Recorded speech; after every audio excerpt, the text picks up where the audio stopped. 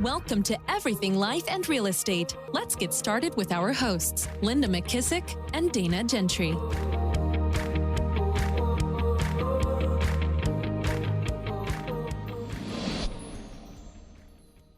Hi, everyone. Welcome to Everything Life and Real Estate. I'm Linda McKissack. And I'm Dana Gentry. Hey, Dana, how are you? I'm doing good. I'm super excited about today. I can't believe that this is the first time we've had Pres on. How is that possible too?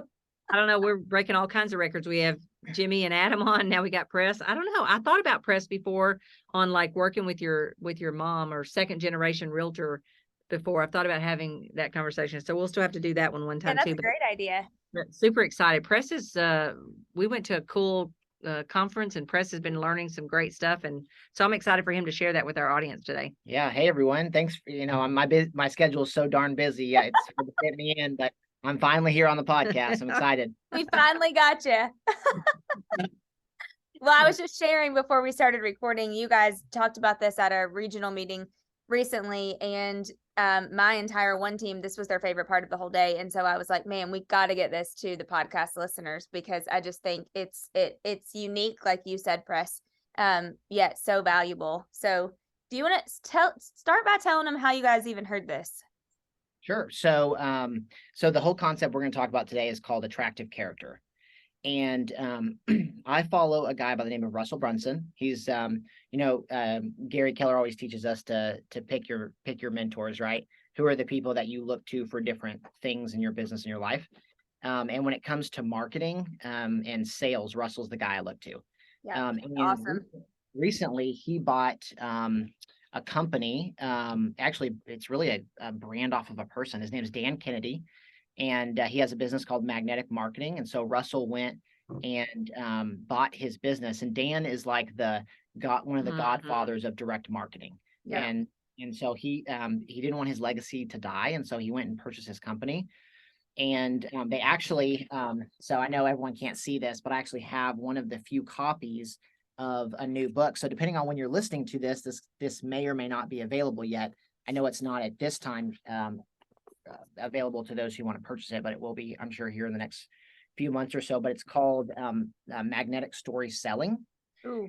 Ian and Russell wrote it together. So Russell kind of takes the first half of the book, and then Dan's is like the second half of the book, and it's like a compilation of some of his best direct marketing work. So it's really powerful, and it's a big book too. It's really it's like a Bible size book. Well, the first I ever heard about Dan Kennedy was years ago when Craig Proctor out of Canada, who was one of the very first realtors who like really killed it in the real estate world. He I think was a big follower of Dan Kennedy and did direct response marketing. And then Joe Polish, who have loved for years. He always talked about Dan Kennedy and just touted his stuff.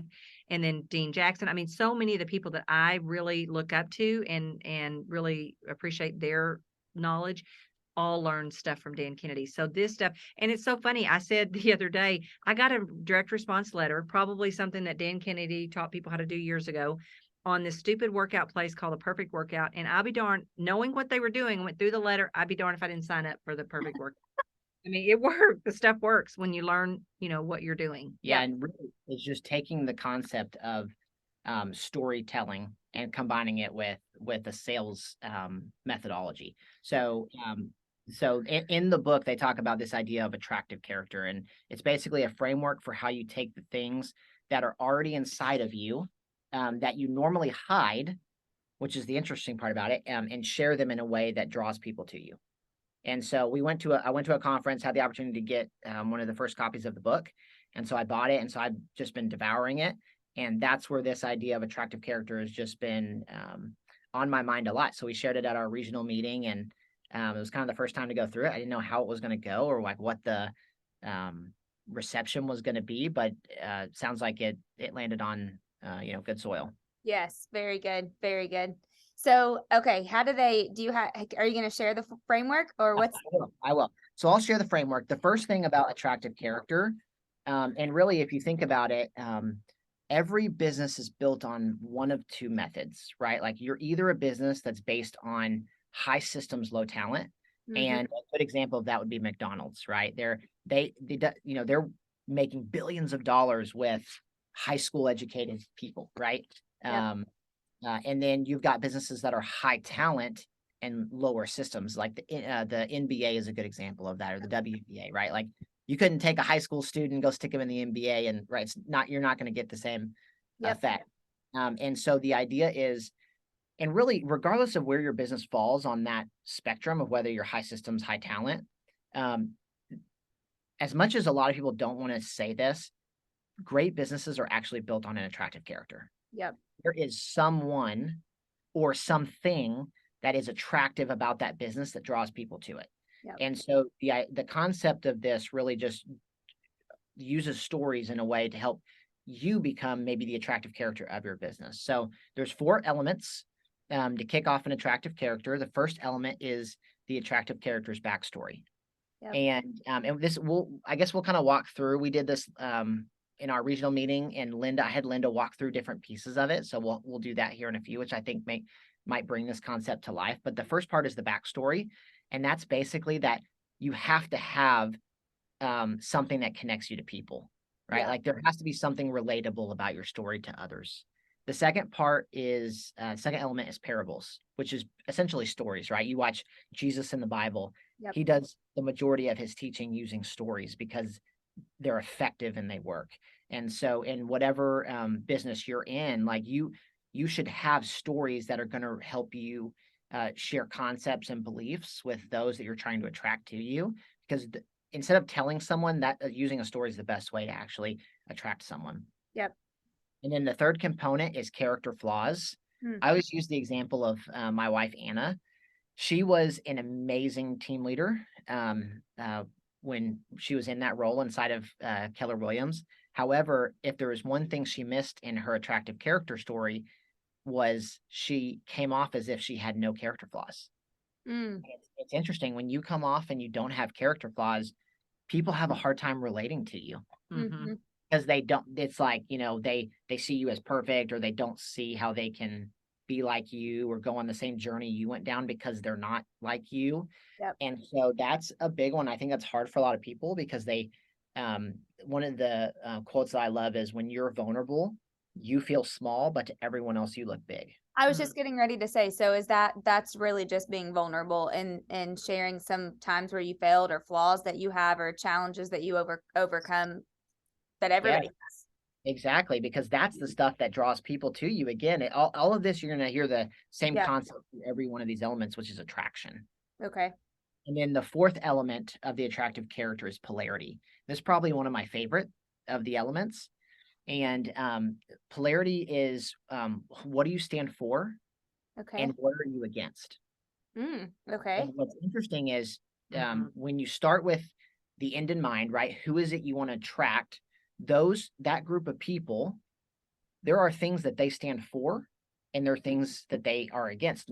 One of my favorite examples of this is inside of Keller Williams. We have the mission of God Family Business. Yeah. And to some people, that is going to be attractive, and to others, that's not. And I know other businesses too, that like there are things that they choose to stand for. Russell Brunson, in his business, he uses people who take venture capitalist money as like the against. He's for the entrepreneur who's using their own money, their own cash to bootstrap business, instead of taking VC money from, big corporations and things like that. I love it. So, yeah, go ahead, Luna. Well, I was just going to say, I think too, sometimes, because Pres called me out on this, and he said, Mom, you tell pieces of your story, but there are pieces of your story that I know that you don't tell. And I think a lot of times you want to just skate past those things because maybe there was a little bit of pain around them, or you're embarrassed by them, or you just think they're not important, honestly. So this was a real game changer for me, for him to make me sit down and think about this way. Because I love, like I said, I love that quote that you said, because when you tell your story, you feel small, but to someone else, you feel big. Because I think people are constantly looking for a reason that if you're successful at something, that they're different than you. So why it might not work for them. Yeah, that's right. Yeah. And then, so from there, you move into the attractive character's identities. And typically there's one of 4 identities that you're going to fall into inside of your business as an attractive character. The first one, and probably the most obvious, would be the leader. Linda's a great example of this, right? Like in the real estate industry, Linda is very easily looked at as a leader. It doesn't take long when I'm talking with any agent in real estate to say, does anyone here know that Linda and Jim sold their business for $1.2 million? Yeah. Like that right there immediately positions her as a leader. And really what a leader is it's the person who's gone on the journey of the people that you want to attract. And now they have come back to the beginning where everyone is to help those people on that journey. I love that. Yeah. So you've got the leader. The second one is the adventurer. The adventurer is the person who's on the path. They haven't yet done it, but they're making waves, they're going down the path, and they're trying to bring people along for the ride. Yep. And then the third is the reporter or evangelist. And for a lot of people, I think they maybe start here in their business until they transition into maybe the adventurer or the leader. And none of these are right or wrong or better than the other, but the reporter evangelist is basically the person who, if you haven't done it, but somehow you have like a framework or a path to help, like how to do it, you're the person who comes in and you're helping inspire people to go down that path. So you've gone and learned from those who are doing it or have done it, and you're coming back and saying, hey, here's the people that I'm seeing doing it or have done it, and here's what they're doing. Kind of like what Russell is doing for Dan. 100%. Or like what Mark Cole is doing for John Maxwell. What's interesting is Russell has multiple businesses, right? So, right. That's a great, you nailed it. Like in Russell's ClickFunnels business, he's the leader. Right. However, in magnetic marketing with Dan Kennedy, he's the evangelist. Yep. Okay. Yep. And then the fourth one's the reluctant hero. And the reluctant hero is the person who doesn't want to go on the journey. However, for some reason, they're compelled to do it. Great example of this is if you like comic books or, you like Marvel stuff, like Spider-Man would be a good example of that. He's like the kid who didn't want it, but he got bit by the spider. And so he feels compelled to have to help people. Rocky Balboa was a reluctant hero. So, and by the way, any movie you ever watch, a lot of this, you're going to probably think about movies and books. Any great story you've ever read, you're going to probably find that the main character, the attractive character, falls into one of those four categories. Love that. Love that. Okay, so so you've got the elements, then you've got the identity, and then finally that brings us to the framework. So here is the framework of an attractive character. Okay, is this the worksheet that you gave everybody to do, or what you told? Okay, because this is what a lot of my people were going back to do. Okay. Yep. So this is it. So basically, you kind of have to like break down an attractive character, and then you give the framework. This is putting it all together in a way that allows you to tell your story that should help you attract the people you want to attract into your world. Okay, so it starts with obviously the attractive character and their backstory. All right, we kind of talked about pieces of that, but really it's where are you? How did you get to where you are? What are the relevant pieces to those you're talking to? And then my favorite part about the backstory is there's always two desires that the attractive character has. The first one is the obvious one. It's external, right? So, in the real estate world that we talk to, a lot of it is, I want to go make $1 million, right? That's the external desire of what they want to accomplish. What most people don't talk about, though, which is actually way more powerful, is the internal desire. Why do you want to go make that amount of money? Or why do you want to go do whatever it is you want to do? And actually, when you share your backstory, that's the piece that's going to attract more people to you than the external goal that you want to go accomplish. Yep. Okay. And so you've got your backstory, you've got your desires that you're going after. However, you keep hitting the next component, which is the wall. Wall is the thing that's holding you back.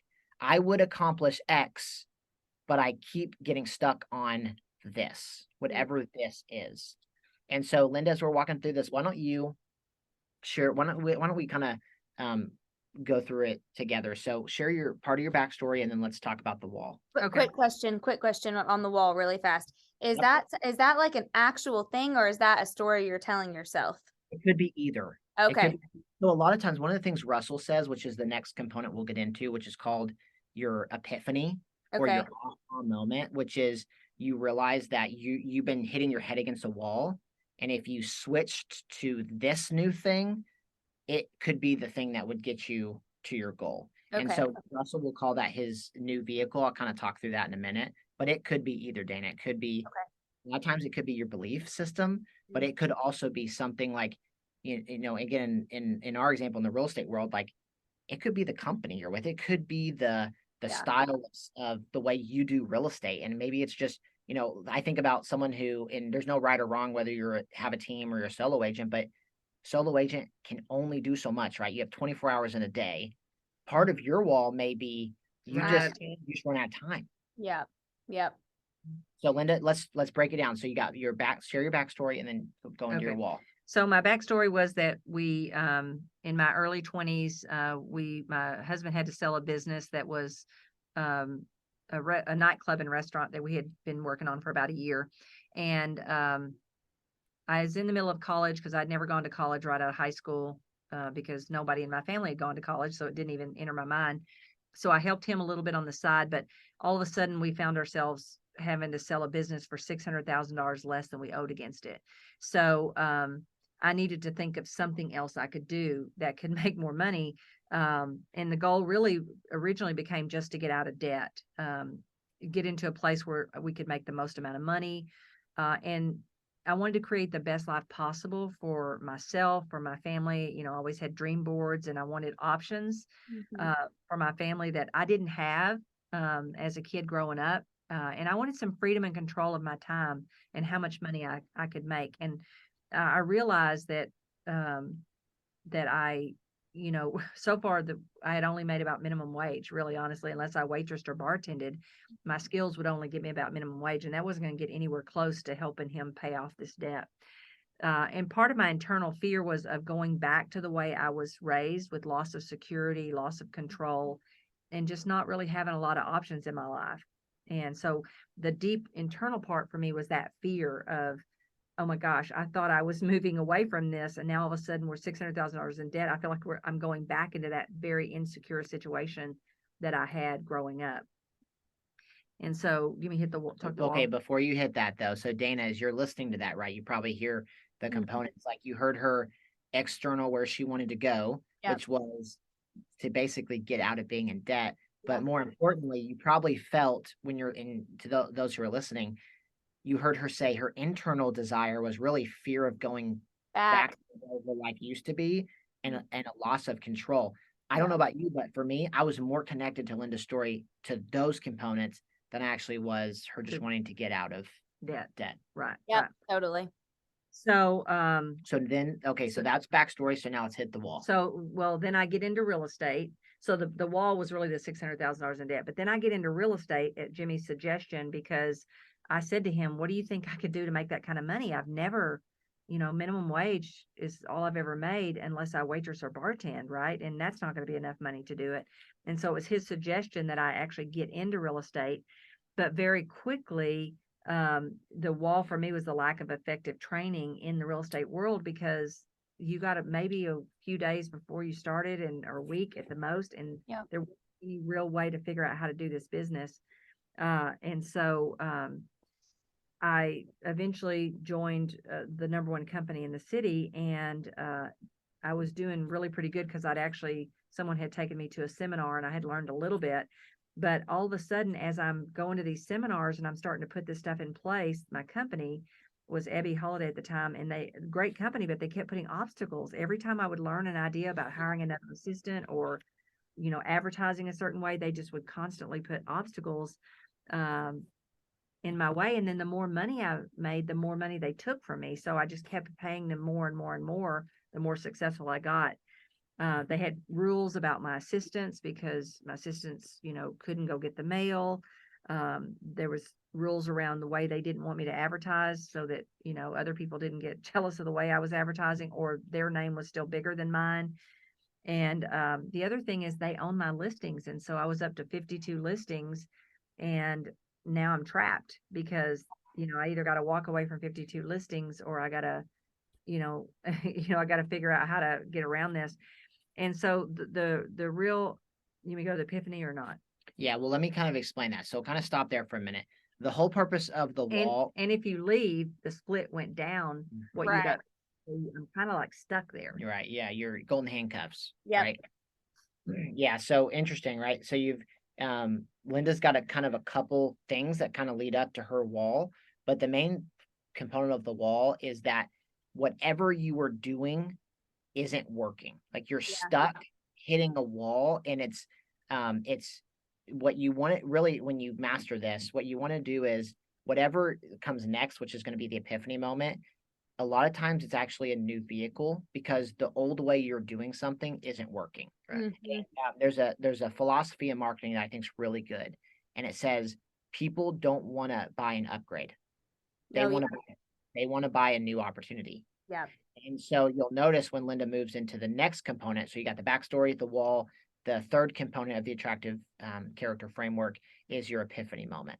And that is that light bulb moment when you realize, oh my gosh, if I did this, I actually think that that could be what I need to do to break through and go after and accomplish the goals that I have for myself.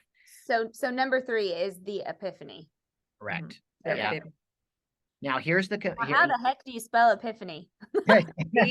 EPIPHANY. That's right. You could call it your aha moment if that's easier. The light bulb moment. Yeah, that's right. I'm hoping there was one person listening taking notes besides me that did not know how to spell epiphany. You see me having to whiteboard all this stuff. I was like, this is not good. So yeah, so the main thing about the epiphany is whatever it is, and this would be like if you're in, it doesn't matter if you're in real estate sales, if you're in you're selling a widget, does not matter. However, your epiphany in your story should probably be the thing that you're selling or that you're promoting. Okay. And you should try to frame it as a new opportunity, not as an upgrade to something they already have. And when you do that, it can be really powerful. A good example of this is our recruiting sites and the success we've had with that. Like we've positioned it different in a way that it's a new opportunity, which it is. And that has had great success. So when you can try to position something in light of a new opportunity, you'll have more success in it. Yeah. So Linda, do you want to talk about your epiphany moment in your story? Sure. So I'm getting more and more successful, and I decided to go into my manager to ask her, to sit down with her. And I had worked on this really thick business plan for several weeks. And I asked her if I could share it with her. And I took the business plan in, scooted it across the table to her, and said, Nancy, I've come up with a business plan of how I can make $20 million. Now, remember, they get 20% of everything I make. That's the highest split you could be on with this company. So I'm thinking she's going to be excited about it. And I've worked for weeks on this detailed plan. She kind of barely thumbs her fingers through it, flips it up a little bit, pushes it back across the table from me and says, Linda, no one will ever do $20 million worth of real estate business in Denton, Texas. Immediately, the hair on the back of my neck began to stand up. Tears were welling up in my eyes, and I had a huge lump in my throat, thinking, "Oh my gosh, there's no way." I'm just blown away that all I'm asking for is just her support and one more cubicle for an assistant, and not expecting this kind of response from her at all. So when we walked out of the door, I made Jimmy go with me. When we walked out, he said, I guess you do know we're going to have to leave. And I had been being courted by this little company called Keller Who. And to be honest with you, I was trying everything not to have to leave.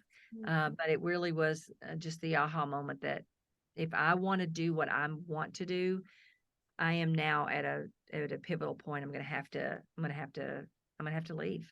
It's just all there is to it.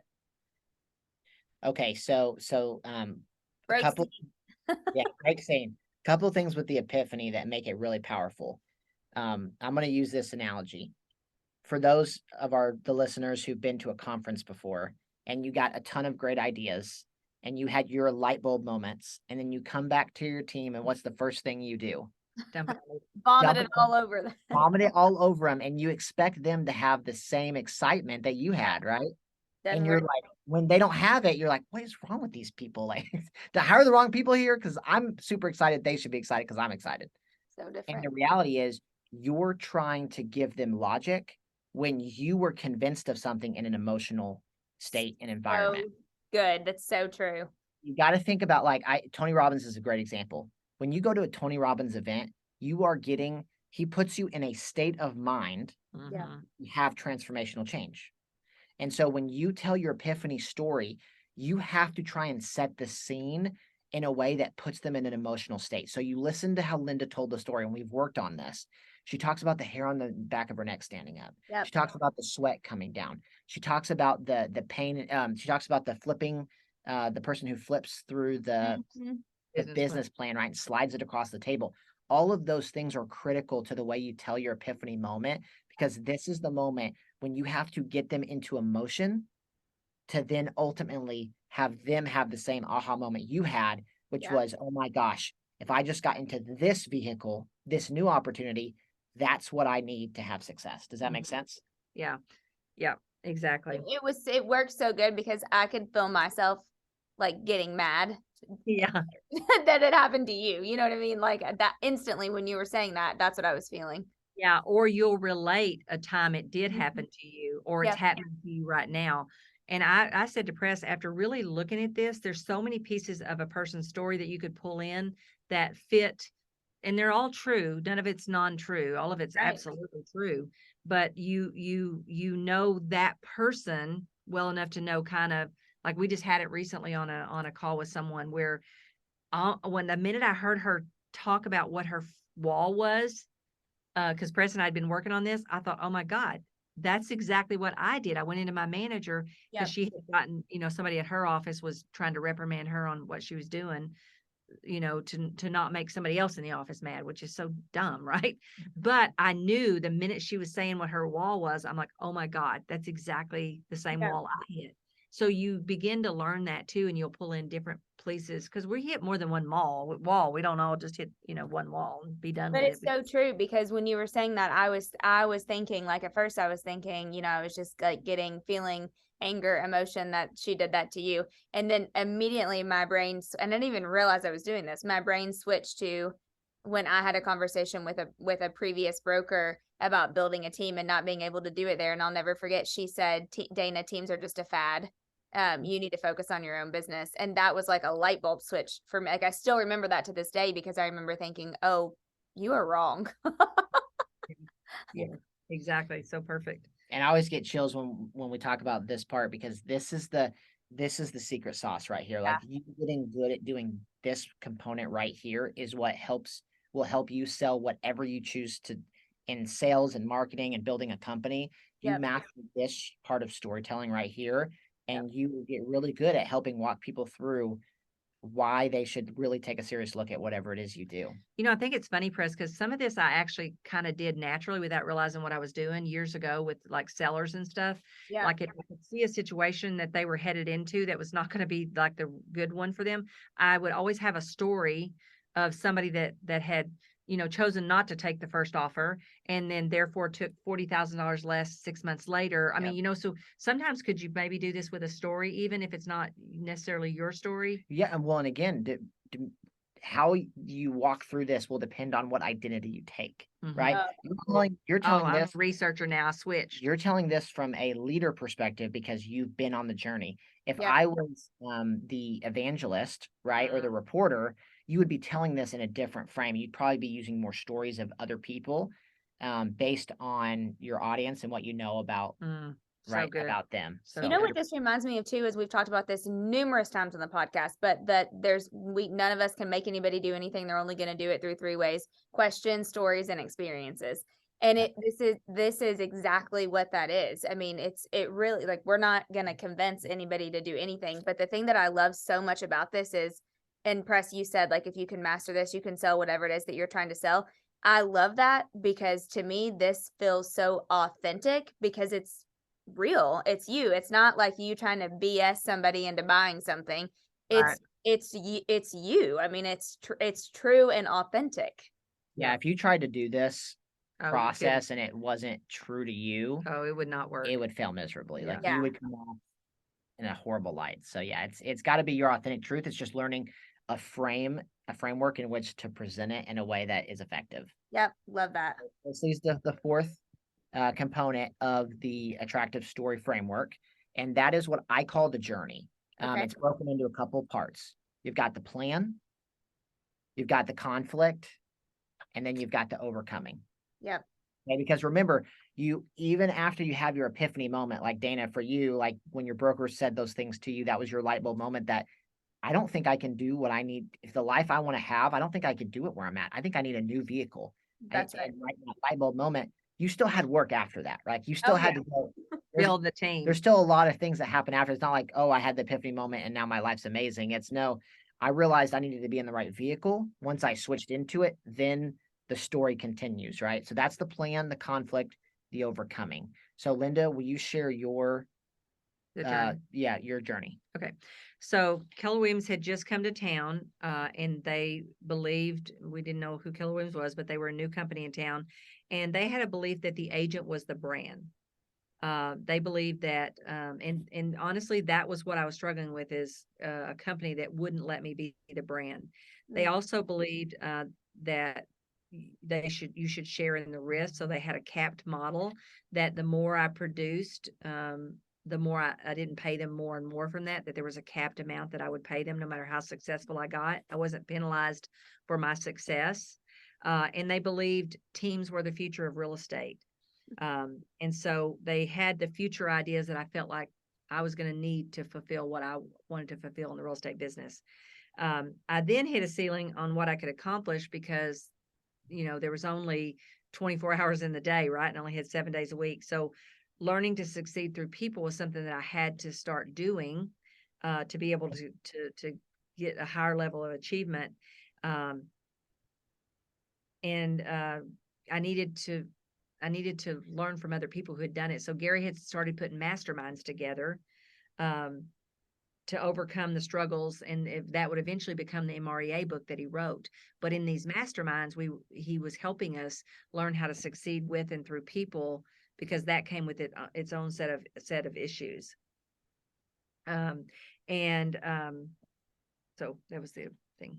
I won't get to the achievement yet. Yep. Okay. So really the whole point here is, even though you've switched into the new vehicle, there's then a plan, right? And so Linda's journey, her plan is, okay, I need to go, this is the right company, this is the right vehicle in real estate. I need to go master people. I need to figure out how to do that.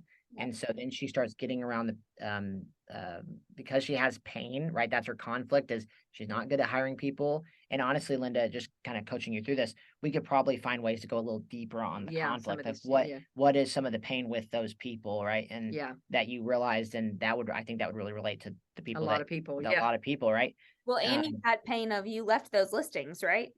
Yeah. Oh yeah. I had to walk away from those listings, and 48 of them went in and released themselves from the current company and came with me. Yeah, there's all those details. And you do tend to, that's why you got to rewrite and keep working this, because you do forget a lot of details that are super important to another person. Because think about it, a lot of times I'm trying to get someone to leave a company where they have listings.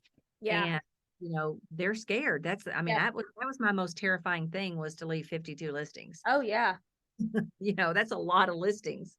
I know people now are listening to that thinking, oh, that's not, but like, I mean, we used to have a lot of listings. We've just been in a crazy last few years of a market. But I mean, that was a thing. It was, you were a top producer, but we would have a lot of listings. Oh yeah. Well, say even 10 would be hard for somebody to walk away from, right? 5 or go back to a lower split, whatever the penalty was. Yeah. And so that leads us to the fifth component. The fifth component is basically the destination. And that is, here's the cool part. Similar to how we began with, there's always two desires. There's an external and there's an internal. There's always two destinations too. And think about to any book, any great movie you've ever seen. This is the truth in those films or books as well. And so the first component, that's the achievement. So what did you actually accomplish, right? Did you set whatever the goal you set out to do, did you go and accomplish it? I love in Linda's story that like the goals that they set out, they actually exceeded it. I think that's a great part of their story. However, the part that resonates with people more is the second component, which is transformation. Who did you become along the journey? Yeah. That's what people connect most with. Like, yes, that's awesome. You went and made $1 million, but who did you become along the way? And how did that impact your life and into the person you became? Yep. And so, Linda, do you want to share your achievement and then your transformation? Sure. So Love the it. achievement was eventually mastering the different levels of building a team and then getting presented with this opportunity. Well, actually, what happened is I kind of got to a place where I had all the freedom I was going to have in the business. Pretty much, I had team members who did everything but go take the 200 listings a year that I was taking. So Mhm. literally, I had all the freedom I was ever going to have in this business. And I woke up one day and I realized a couple of things. One, it wasn't enough freedom for me still.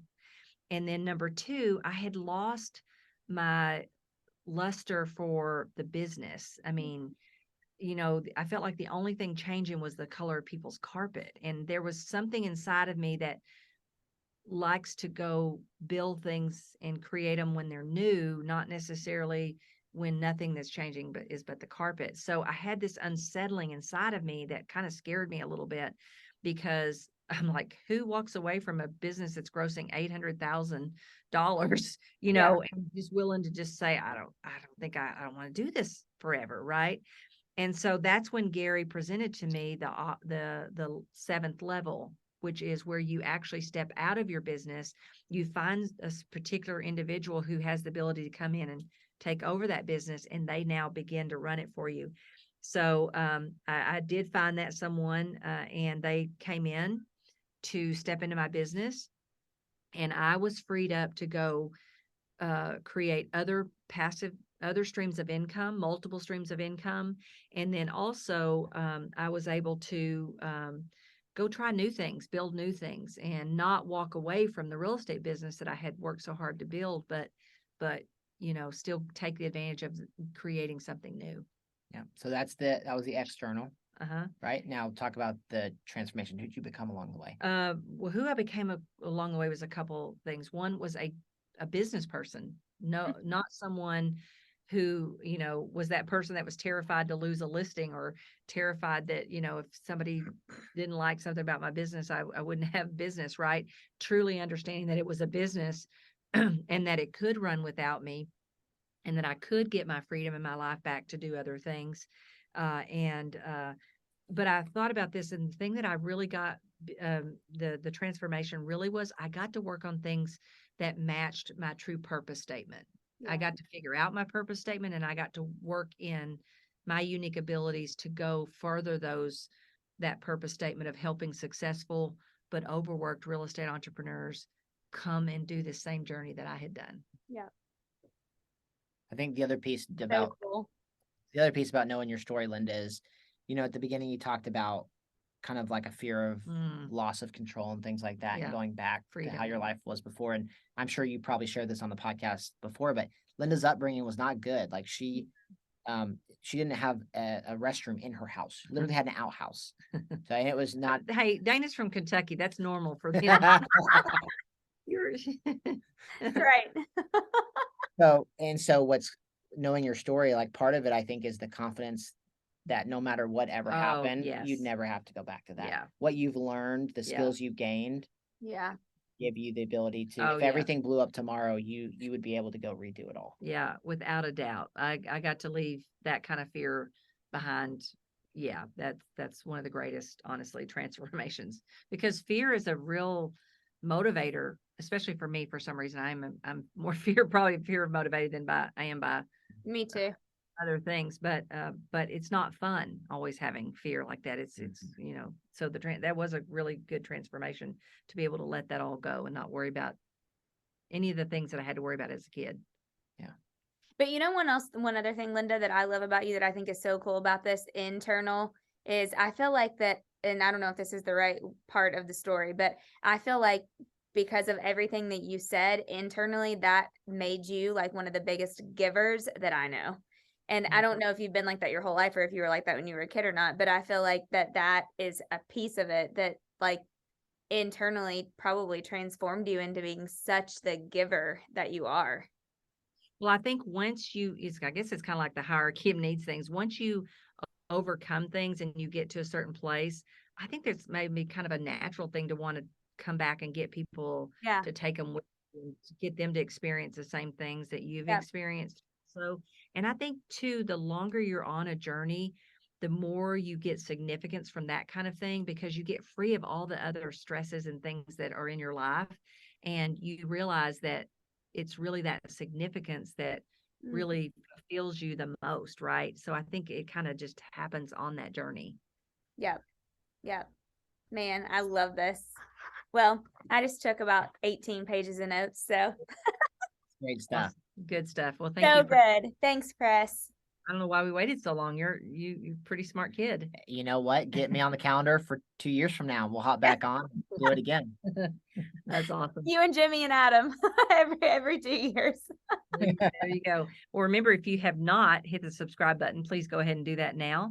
And remember, Dana and I have a goal of 500 5-star reviews. We'd love for you to give us one of those today. And if you know anyone that would benefit from this podcast, be sure and pass it along to them. And remember, if you have a challenge, an opportunity, a topic, or a guest that you think would be great on our podcast, be sure and reach out to us at info@everything life and real estate. And Dana, I'll see you in a few days. Yeah, I'll see you both in a few days. See you soon. Be sure to subscribe for more business strategies and tactics to inspire you to live an abundant real estate life. Don't forget to rate and review so we can bring you the best content. Find this and other valuable information at everythinglifeandrealestate.com.